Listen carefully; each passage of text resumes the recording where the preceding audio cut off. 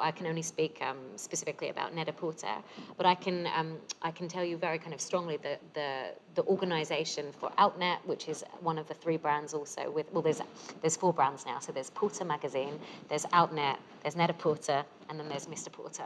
And the way each of those businesses is run in the group is very independently.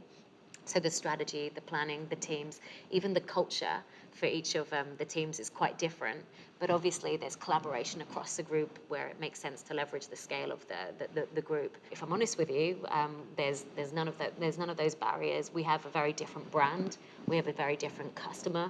Our marketing strategy is very much dictated by our brand and our customer. It's actually quite refreshing for me, and I actually I got asked this in my interview when I applied for the job.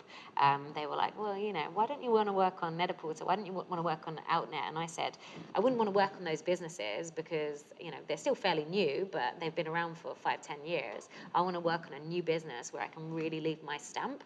And, the great thing about the company is, we were literally discussing it. I was like, okay, I want to go into APAC. Let's set up the Hong Kong team. We can do it. Those are kind of the decisions that don't actually have the tiers of management approvals, which would probably have happened in a P&G. You can get things done very quickly. I think the important thing is it really depends on your management structure.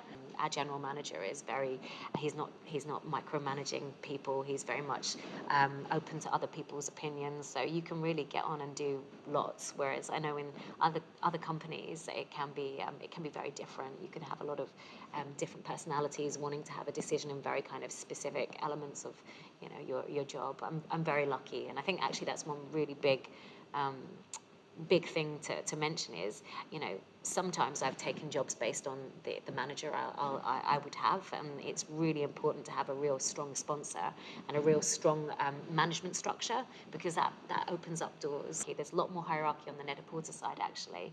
With Mr. Porter, it's a very different culture. We compare it actually internally to Mr. Porter is East London, Shoreditch.